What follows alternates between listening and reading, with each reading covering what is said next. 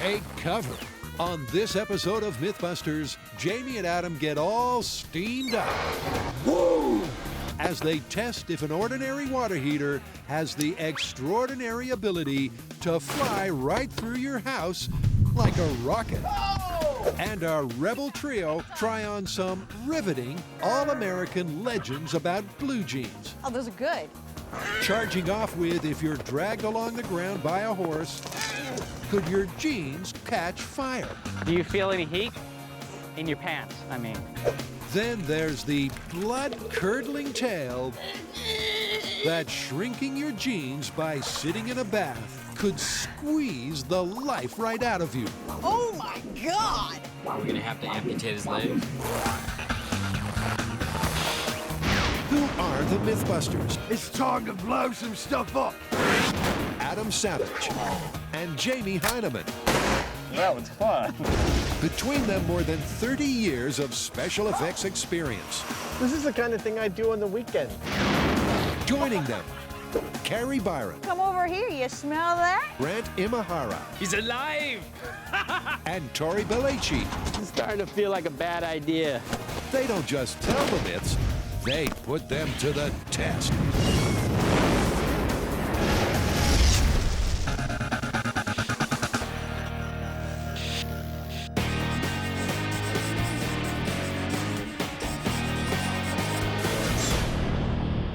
I bet you're wondering why I'm standing here with a plunger.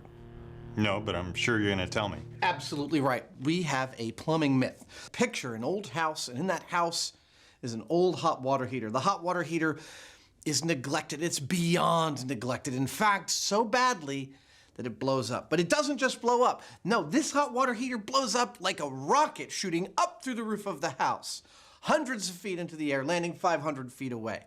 The fans are going nuts about this on the website. They want us to test it out. Sounds like fun to me. It gets me all steamed up just thinking about it. This is a tale of explosive transformation. The water heater, an everyday appliance that sits quietly in homes and businesses everywhere, can apparently build up so much pressure it can turn into a rocket, capable of launching through the roof and into the atmosphere. Water heaters exploding, taking off like rockets. I thought they had safeties for preventing that kind of thing. Apparently they do, and we're going to end up with a rocket-propelled water heater come hell or hot water. But first I think we should learn a little bit about what makes them tick, and specifically what would make them fail. A little water heater 101. Water heaters are fitted with two main safety devices, a thermostat and emergency cutoff switch to prevent the water from overheating, and a temperature and pressure relief valve to release excessive pressure. They also have hot and cold water inlets and a heating element inside. To find out what needs to happen to make good water heaters go bad, Jamie and Adam are conducting scale tests using small 6-gallon tanks. Today, all the tests we're doing with the small water heaters are about failure. We're going to set this thing up using instrumentation that monitors both temperature and pressure. Then we're going to make each component, each safety component of this water heater fail until we get the entire tank to fail. Anyone have to go to the bathroom? Improper installation or lack of regular maintenance can really cause the safety devices to fail. Jamie and Adam are just simplifying the process. This is the thermostat and the emergency cutoff switch, which the water heater normally comes with. We've taken it off, so we've got no emergency shutoff. Okay, let's turn on the heat for this myth. I'm seated in the MythBusters hot water heater explosion-proof safety bunker at the command center, where a bank of instruments are informing us of every possible condition of that hot water heater. Actually, it's two instruments. I've got one on top, which tells me the temperature inside of the water, and one that tells me of the pressure that's building up. The T&P valve is now the only functioning safety device. So here's how it works. When heated inside a closed environment, water expands and causes an increase in pressure. If the temperature or pressure gets too high, the T&P valve opens. So in theory, once this thing reaches the pressure that the pressure relief or the temperature relief valve activates at, we should just see it start to spew some water. Yep. From H2O headquarters, the guys wait and watch. So people don't get scalded, the recommended set temperature for water heaters is well below boiling point of 212 degrees Fahrenheit. Look at how fast the temperature's rising, man. Yeah, won't take long. When the water gets up to a dangerous 165 degrees, the TMP valve comes to the rescue. Oh, there it goes. Really? Yeah. Oh, yeah, look, it's spewing. That's what it's supposed to do. That's better. For their next test, they're really putting themselves in hot water. What's next? Well, next, I think we pull the TMP valve and we start the final failure analysis test in which nobody approaches this bunker until we hear boom or all clear. Now, you might wonder exactly how that's going to happen in real life, and I'm going to play it out for you. A homeowner looks at his hot water heater and sees that there's this thing sticking out in a pipe that doesn't go anywhere. And he thinks, well, maybe that's from some old plumbing. It's dripping water too, so I'll just cap it, stop it from dripping water. Happens all the time.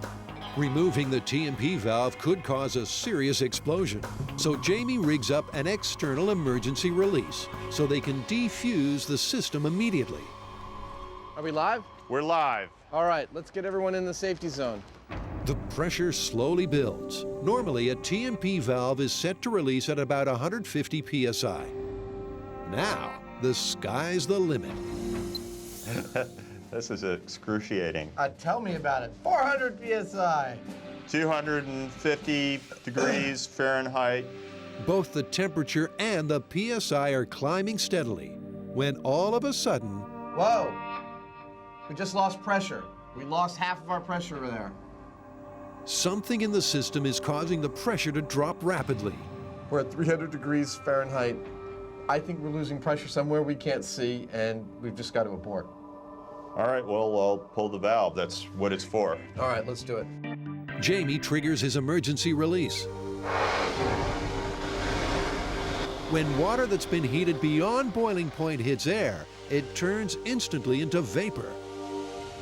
Great for opening those pores. Okay, that is indicating it's fully depressured. Having seen the kind of intense stress they're up against, the guys decide to move out of M5 to somewhere safer. The PSI gauge just failed. Don't know why, but the main thing is neither Jamie or I feel comfortable doing the test here in the bunker anymore. After watching the amount of steam that came out, knowing how much pressure it takes to make a tank blow, we just want to be far away from this. The pent-up fury inside this tiny tank has got the guys running for cover. We need more room, for Let's sure. pack up and move it out. Okay.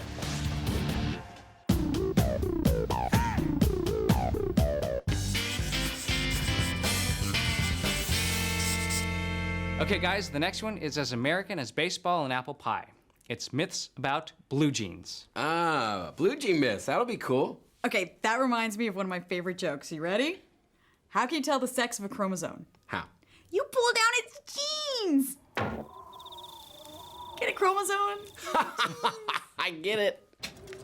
Since their creation during the rough and tumble days of the American Wild West, no one item of clothing has meant so much to so many. Practical, synonymous with rebellion, sexy, and cool, it's no wonder legends about jeans are bursting at the seams. What's the first myth? A cowboy falls off his horse and gets dragged by it, and the friction that's created actually causes the jeans to catch on fire. Okay, that has Tory written all over it. Why does it have me written all over it?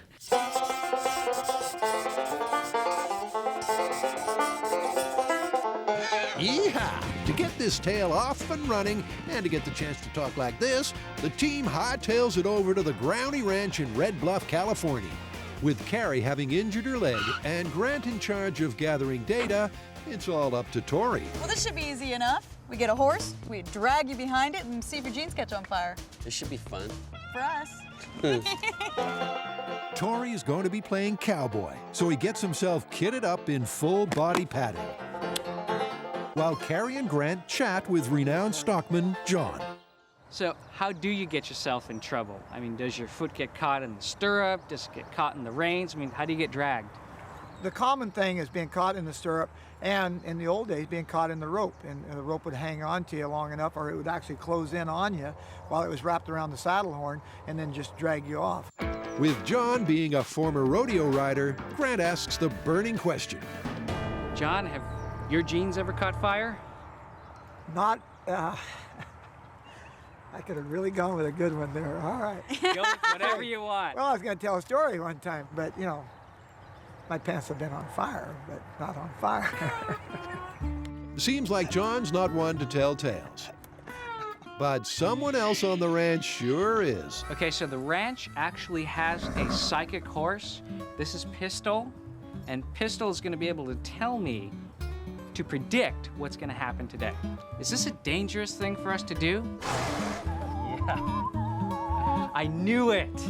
I knew it. Are the jeans going to catch fire? Yes? No. Not sure. Okay. By Pistol's reckoning, things could go either way. So to find out for sure, let's get this myth saddled up. Now, Tory's weight represents a downward force that's pushing the jeans onto the ground. And as the horse drags him along, the friction there is going to build up and hopefully cause the jeans to spontaneously combust. To try to keep Tory out of kicking range, he'll be towed behind Pistol with a 25-foot-long rope. But John doesn't horse around about the risk. So I'm relatively safe. No, you're not relatively safe. 1%, the horse is not going to kick you. That's the only thing I'm guaranteeing because you're far enough away from the horse. But I've seen it where the horse gets over the rope and starts drawing you into him and then kicking you. So don't let him get under the rope. Thanks for your words of encouragement. You're welcome, because you need all the help you can get. Faced with the bottom line, Tory's starting to feel all alone on the wide open plain.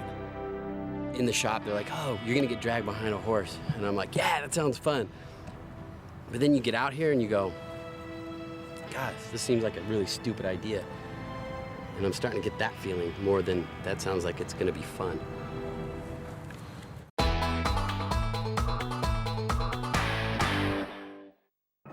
The fans want to get the down low on this classic spaghetti western scenario. If you're dragged along the ground by an out-of-control horse, can the friction cause your jeans to catch fire? Tory is trying this Saturday matinee myth for real, but he's finding out it's a potential minefield. I'm looking around, and I'm seeing rocks, and I'm seeing horse dung. Not only is it gonna hurt, it's gonna be very, very unpleasant. Ooh-wee, this is sure going to be entertaining. So how do they plan to drag his derriere through the dirt? Pistol looks like he's all ready to go. We've got 20 feet of rope that we've got our cowgirl holding on to. She's gonna ramp up her speed and ride directly that direction. All right, well, you know what I'm probably gonna do is I'm probably gonna hold on to the rope, start off on my stomach. And then as I'm going, I'll try to flip over to my back so that way I can get as much friction on the back of the pants as possible. To reduce the hazards, Tory is decked out in top-to-toe denim with a padded safety suit underneath. Fashion police. Top 10 cardinal rules, denim on denim, no. And paramedics are on site. Expert cowgirl Neela will be riding Pistol, the psychic horse. Wow, this rope's a lot shorter than I thought it was gonna be. To calculate the hotness of Tory's rear, the team has got some specialized equipment. We have an infrared surface thermometer, so we'll measure how hot the jeans are before the run, 103.5, and compare that to how hot they are after. And I'll just be carrying this just in case. Stretched out 25 feet from Pistol's back legs, Tory should be out of kicking range. Giddy up.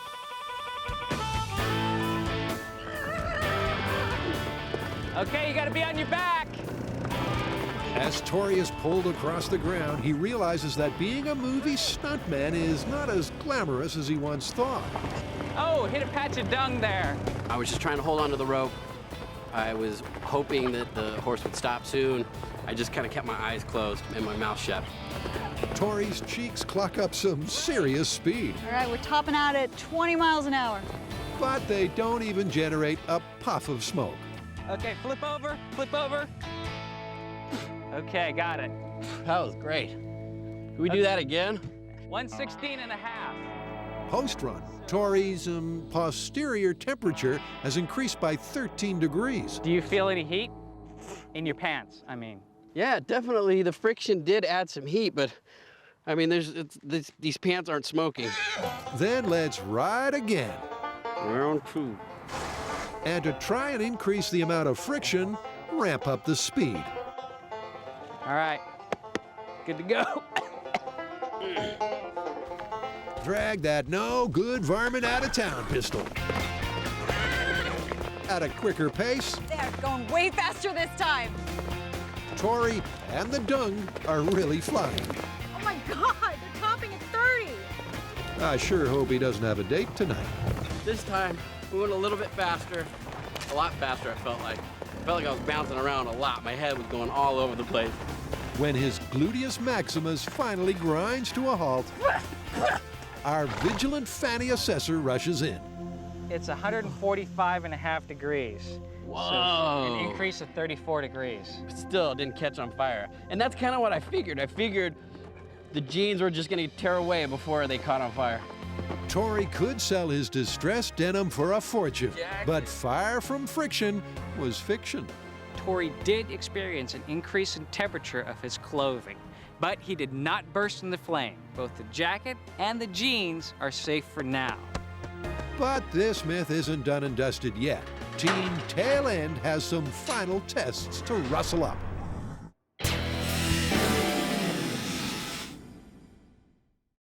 Explosion danger lurks in thousands of typical hot water heater installations because the great majority have either improper protection or no protection at all. Is the tale of the water heater rocket really true or just over-the-top scare tactics? To find out, Jamie and Adam have arrived at the wide-open spaces of Alameda Naval Base. So the very first thing we're going to do is make this bunker into a safe haven for all the people on the crew to be able to monitor the blast. And the second thing we're going to do is make a blast for all the people to monitor. We're going to blow up that little thing once and for all. To attain liftoff, they're not adding explosives of any kind, just plain and simple heat and pressure. It may help you to think about this in terms of just a pure release of energy. All we're doing is putting energy into the water heater in the form of electricity converted to heat. We're not letting that energy out in any way. Now, the difference between a rocket and a bomb releases all of its energy in every direction at once, and a rocket releases all of its energy over a little bit longer period of time in one single direction. And that's what we're looking for here. The same as their scale tests, they're using a 6-gallon tank. And to recreate real-life circumstances of shoddy installation and neglect, have made a few adjustments. The electronic cutoff switches and thermostats, gone. The temperature and pressure valve, gone. The power from a remote generator is switched on. Okay, Adam, we're live. We're hooked up. We're running about 25 amps, so everybody be on alert. Over. And our little heater has his moment in the sun. Well, as far as I can tell, everything's good to go. I hope we get it to blow this time. Yep. I'm tired of watching the heater not do anything. Third time's a charm. In a healthy appliance, the cutoff switch would activate before boiling point, and the pressure release valve at 150 psi. But our patient is sick, and his temperature's rising rapidly. All right, so we're at 7 minutes, almost 40 psi and 250 degrees Fahrenheit. 270 degrees, 53 psi. Okay, we're at 20 minutes, 370 degrees, and 190 psi. Suddenly, his fever breaks. That's a failure, but that's not an explosion. It was pretty spectacular. This thing bathed in a cloud of hot, scalding steam and 300, 400 degree water. It's ludicrously dangerous. 6 gallons of water turned into 9,600 gallons of fissuring vapor. But even with all that force, the tank didn't go for a ride. The small tank's probably made with the same gauge of metal as a medium-sized or large-sized tank, which means it's going to be exponentially stronger because there's less surface area for the pressure to act against. Let's get a bigger heater out here. Try this again. Okay, let's do it. A bigger tank may give the guys the heave-ho they need.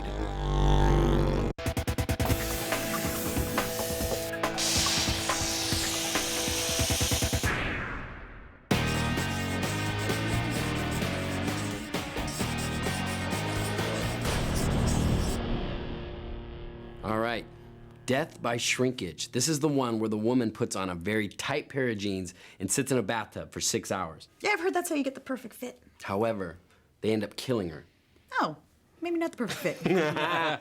This myth is a fan-side denim demand. A woman trying to get her jeans to fit just right sat in a hot bath for 6 hours. The heat caused her jeans to shrink and legs to swell, and the pressure cut off her blood circulation. Then it was curtains. To find out how this death by denim scenario might be possible, Kari has an appointment. Once again, we have another one of those myths where the worst case scenario is death. So before we put any of our hosts into any sort of mortal danger, I've come down to St. Luke's Hospital to talk to the head of cardiology. Hi. Dr. Edward Kirsch, MD, explains why constriction on the legs can be harmful to your health. So, is this even possible? Well, I hate to say that it is possible. Really? Really, because I do love tight jeans. But there is the possibility that you could do yourself some damage. There are two types of circulations in the legs. One is the arterial circulation. That's the high-pressure circulation of blood flowing down into your legs. But once that's done, the blood has to come back up. That's a low-pressure situation. You could create a clot.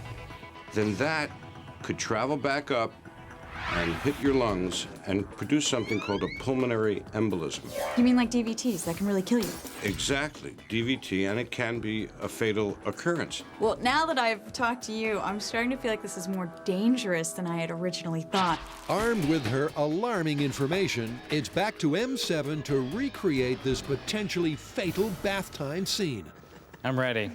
Using Grant as the model, their first task is to make a realistic pair of fake human legs.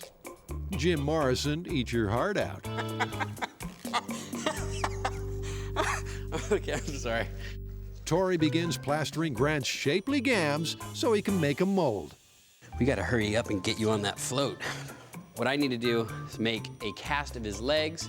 We're gonna fill it with a material that's similar to flesh. We're gonna put veins in there so that way we can see if those jeans do start constricting around those legs, it cuts off the blood circulation. How about those giants? Yeah. When the plaster hardens, Tory continues making the molds while Grant rigs up an old tub with a blood pumping system. Now it starts out with an aquarium pump with this vessel, and it will be filled with actual blood. Blood's going to be pumped through this tube to valve number 1, which regulates the pressure. Now this goes into the tube that would lead to the leg, which is inside the tub. Jeans are constricting. Finally, comes out here. Meanwhile, Tory inserts surgical tubing that will act as the low-pressure veins in each limb. He places them 2 inches below the surface, just like in the human body. Then he fills up the hollows with permagel. We're actually going to focus on the thing that is most likely to constrict and therefore cut off the blood flow, and that is the vein, which brings back the blood to the heart and is a lot weaker than the arteries, which carry the blood flow from the heart. Don't block the blood flow. Don't do it. Now to dress Grant's legs in a pair of new, shrinkable jeans. There's no way of doing this without it looking creepy. I know. Next, they place the legs into the tub and attach them to the valves. Then Kari and Grant fill up the reservoir for the veins with pig's blood. Grant is like Dr. Frankenstein. He's a genius. A demented genius. Grant checks the flow to make sure it's running through the veins at the normal human rate of about 1 liter a minute. All right, 475 milliliters. So this, from now on, is going to be our level of regular flow. If there's any deviation from this, then we'll know that the genes are causing constriction and possibly potential death.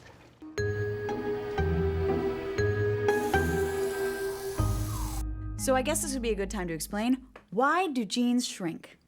Yeah, shrinkage is all about chemical bonding. Your jeans are composed of cotton fibers, and the cotton fibers are composed of molecules. The molecules join together to form long chains called polymers. Now, the polymers themselves are quite strong, but the forces that hold them next to each other, they're much weaker hydrogen bonds. That's right, and when your jeans are first made, the cotton fibers are spun and stretched out on a loom. It's a huge amount of stress to put on those hydrogen bonds, and many of them break. But new ones are formed in their place, but keeping the cotton fibers in that stressed out state. And the thing is, the jeans want to return to their natural relaxed state, but it requires a large amount of energy to break the hydrogen bonds. And throwing your clothes in the washing machine with the heat and the detergent and the dryer, or even a hot bath, will do just that. And the result of broken hydrogen bonds is shrinkage. In the team's shrinking jeans of death bath test, the final step is to fill the tub with piping hot water. I am definitely predicting that we are going to get some loss of float in this experiment. I think it's entirely possible. Time for a nice relaxing bath for 6 hours, and possibly all eternity.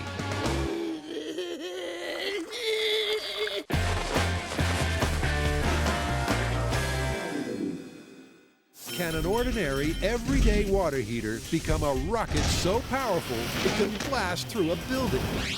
So far, Jamie and Adam have let off a lot of steam. There we go. Whoa! But couldn't send a small 6-gallon tank skywards. This time, they're using a 30-gallon tank and have a new strategy to add some extra thrust. I'd like to fill this 80% full. Okay. So let's put 24 gallons in here. We may find this like perfect relationship between water and steam for getting the maximum amount of pressure. In daily life, a water heater is an appliance nobody normally takes any notice of. So to mimic one in serious neglect, Jamie and Adam disable its safety devices. Once again, it's time for launch and to man bunker boiling over. By the time we're done with this, we'll actually know what we're doing. At least one of our crew seems to think they'll get it this time. Never has a single water heater been covered from so many angles. Maybe all this attention will raise them from their D-list apparatus status. Okay, now we're at 160 PSI. It's officially a no-go zone. Anything goes from here on in, so stay clear. These pressure vessel ones are really difficult because they involve tons and tons of waiting, and it's excruciating. It's really boring. The suspense is killing me.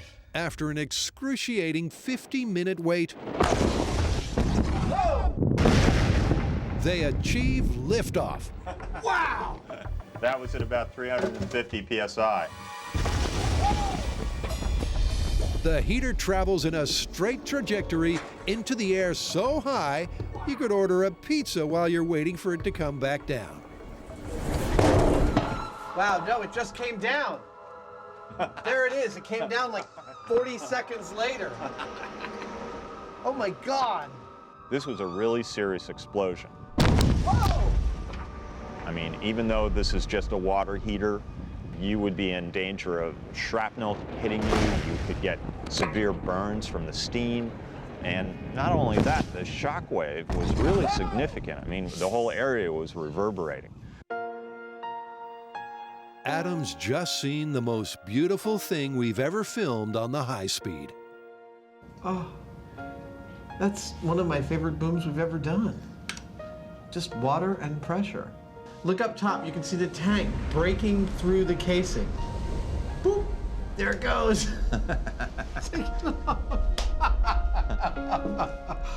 Wow. The boosters were separating. Yeah, exactly.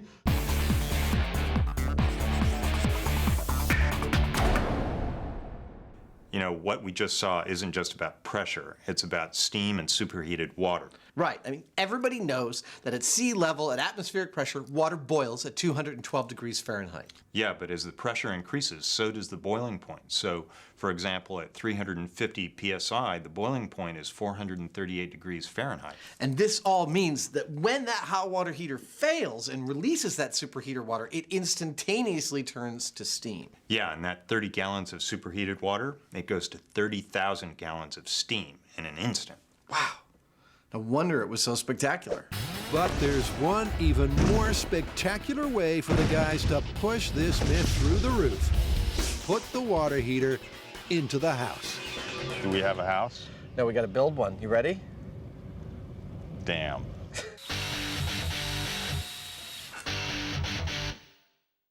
Wearing uber-tight jeans has been blamed for a host of ailments, from the dreaded muffin top to infertility. But how about death by shrinkage? Team Genius is trying to test the viewer-requested myth that if you try to shrink your jeans by sitting in a hot tub, the constriction could kill you. Their test is all set up, so let's flow. This is where we're at with the shrinking jeans of death. We have our fake legs with our veins running through them and the blood's running through the veins. We have the jeans on the legs and the legs are submerged in the hot bathtub water. We're gonna leave them there for 6 hours because if the jeans are constricting and the blood flow slows down, it could potentially kill you. With unwashed, shrinkable jeans able to constrict up to 3 inches in hot water and the veins lying 2 inches beneath the surface of their legs, enough of a squeeze to slow the flow could be possible. We got a bleeder. You know, our researchers found a lot of interesting facts about tight clothing. In New Zealand in 2006, a kid was trying to shrink his jeans by wearing them in the bathtub. And to get them even tighter, he laid out in the sun wearing them. They got so tight he couldn't get them off and they had to rush him to the hospital. Yeah, actually, the doctors were saying that he was in danger of losing his legs. If you cut off circulation too long, the muscles can die within a matter of hours. It's a very real, very serious condition called compartment syndrome. Who knew tight clothes could be so dangerous? I think we should just go back to wearing fig leaves. As the team continues to monitor their tub test, it seems to be bringing out the creature of the night in Kari. This myth is actually kind of beautiful to me. For some reason, I just think blood's really pretty, so this isn't grossing me out at all. It's just kind of a neat little blood fountain. But after a full 6 hours of constantly monitoring their neat little blood fountain, there's barely any change in the rate, and that means there's not enough constriction to kill.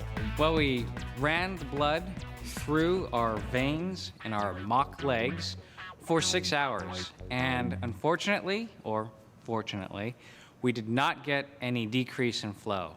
And this was with stock shrinkable jeans. The only way to try and wring some results out of this myth is to do it for real. So what's your waist size? 32. So 30. So Kari goes to help Grant pick out a form-fitting pair of denims. Oh, that was perfect. When I go jean shopping for myself, I walk into a department store, I get the jeans, I pay for them, and I leave. I'm done in 5 minutes. This is going to be an excruciating 3-hour experience. Grant, you have no idea how excruciating. This isn't happening.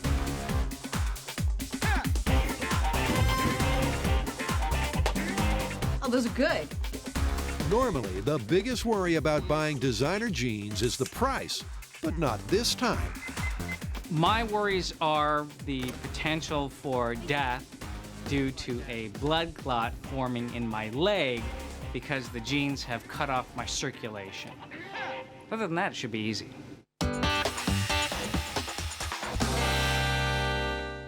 Since prehistoric times, friction has been used to set things aflame. But the fans want to know if this force can also set fire to your jeans. To answer this burning question, Tory bravely had his denim-clad derriere dragged along the ground by a galloping horse. But all he got was the manure-washed look. I think I've had enough. To reproduce the speed of a horse in full galloping stride, Tory sets up a belt sanding rig to represent the bumpy surface of the ground. And to represent a human, he outfits a ham hock. I can honestly say I've never stuck a piece of pork in a pair of jeans. Their cool swine is secured in place. Then they take its temperature. 69 degrees. Ready? Here we go. The ignition point of cotton is about 250 degrees. The belt sander provides a consistent surface that the denim can be grated across, hopefully upping the friction factor. I can see the jeans are starting to fray. The smell of smoky bacon is in the air. Get some of this, man. You're missing out. But it's still not being cooked. All right, shut it off. This is why cut-price dermabrasion is never a good idea. We turned it into leather. Still only 138 and a half. 138. It actually ripped through the jeans. The jeans are no longer in existence. The jeans are shredded. They've doubled their temperature increase from their experiment with Tory and Pistol, the psychic horse. However, your jeans are gonna disintegrate before they catch on fire. Unless we've got, something else that catches it on fire. It's not gonna be friction. But nothing comes between the MythBusters and a result. Finally, they've got the look. Clear. And that, my friend, is what it takes to set your jeans on fire. Yeah, torch.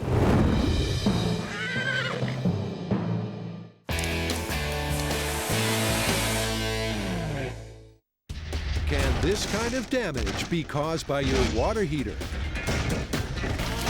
To find out, Jamie and Adam have successfully launched a 30-gallon water heater 500 feet into the open air.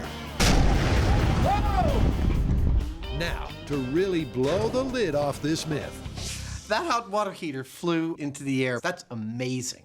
It wasn't contained. It doesn't tell us whether it would make it through a building or not. Well, and that's our next step, I think. Let's build a building around that hot water heater and get it to fail and see what happens. And we'll have to build the roof to code. Absolutely, I totally agree. Then we'll know if it happens in our building, it would happen in your house. I can't wait. Only the MythBusters would take delight in building a house from scratch in anticipation of destroying it. It's gonna take me a few hours to build it, but you'll get to watch it in all of about 10-15 seconds.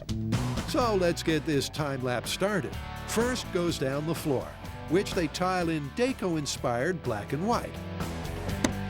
Next, they unpack their shining centerpiece. Bada bing, bada boom.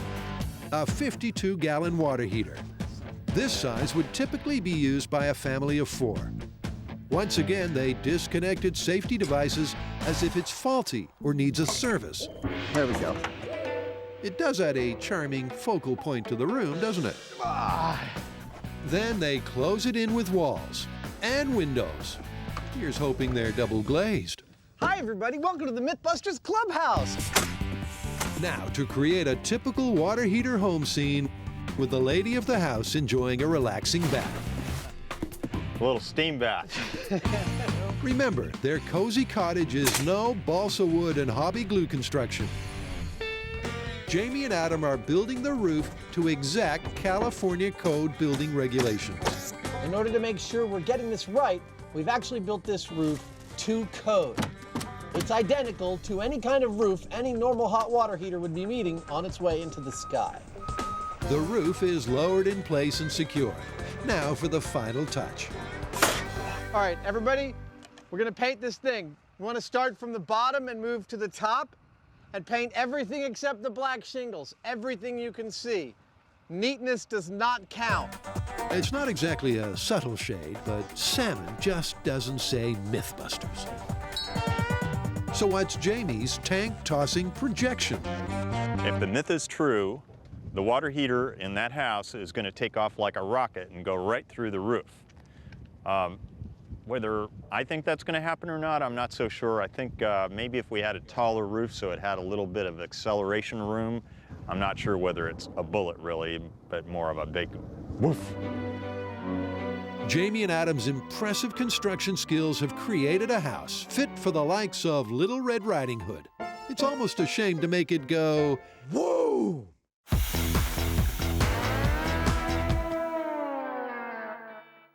jeans are so tight.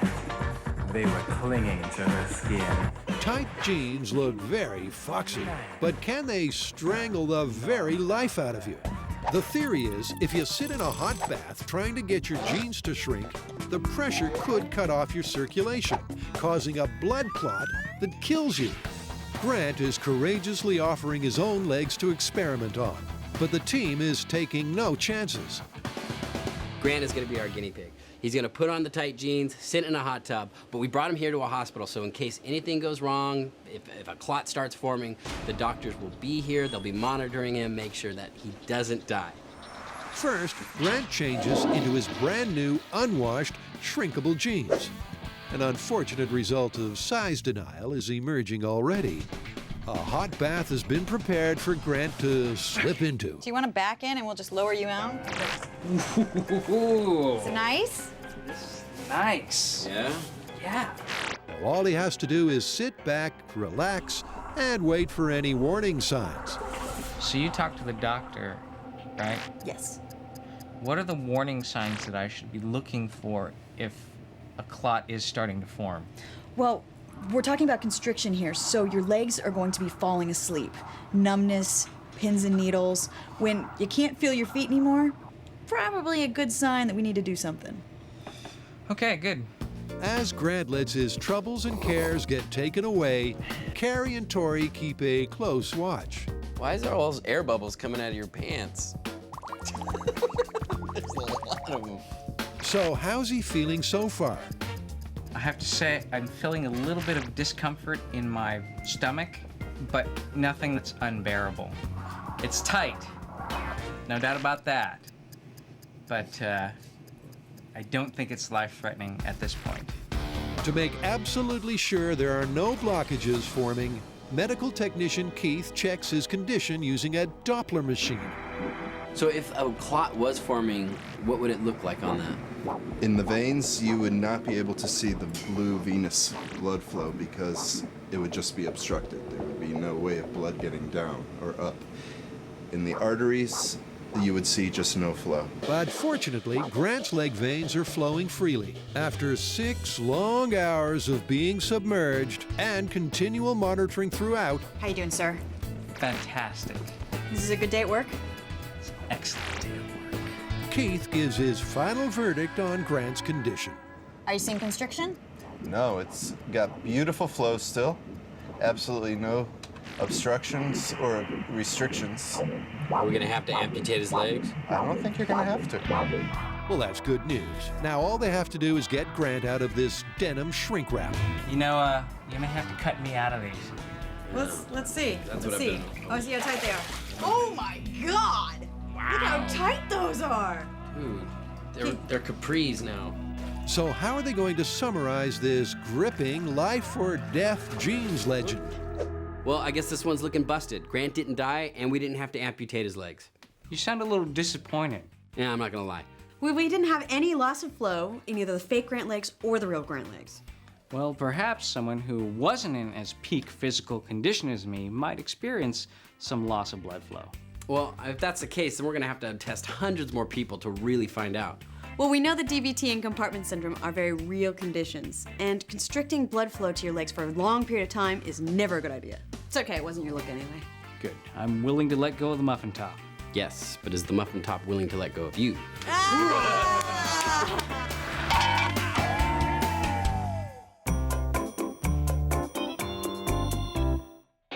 The buildup of steam under pressure can cause many things to go off.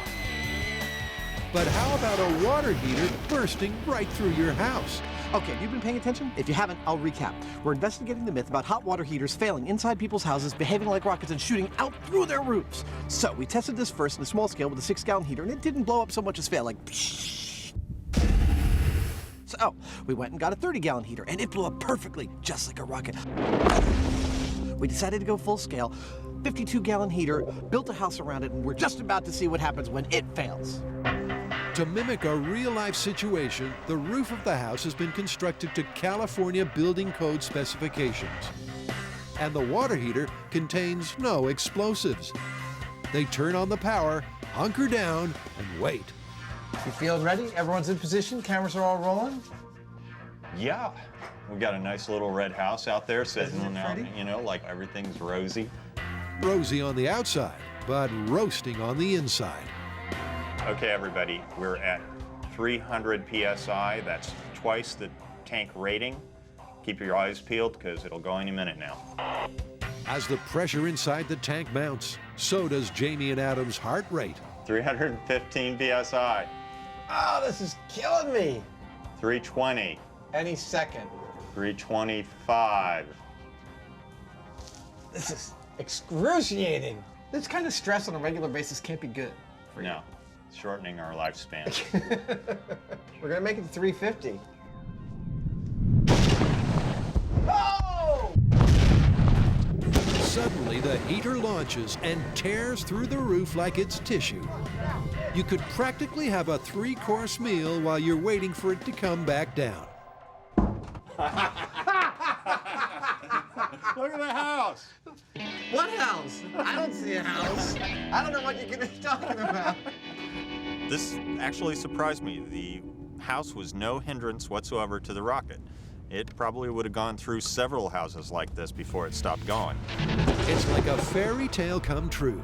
The water heater huffed, it puffed, and it blew the house down. It just goes to show you, you know, there's danger everywhere. Did you know what was lurking in your basement? The guys inspect what's left of their once charming home. The bottom of the tank went from concave to convex, probably in a split second. There's a hole in the roof. It had to go through 2 layers of 2x4 trusses in order to make that hole, and yet it totally did. And it did it without breaking any of the 3 windows in here. That's a rocket, my friend. Yeah. Not a bomb. The trajectory and form of the 500-foot-high rocket-like blast is revealed on the high speed.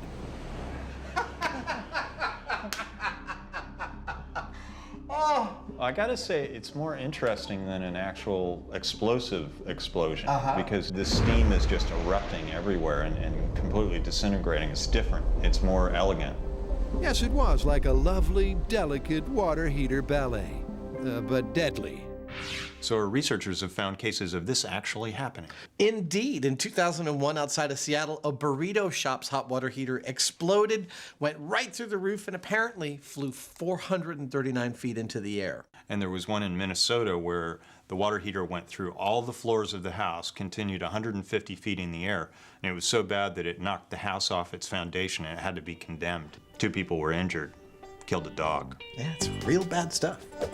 So the moral of the myth is, even though you use them daily, don't take your water heater for granted, or there may not be a happy ending.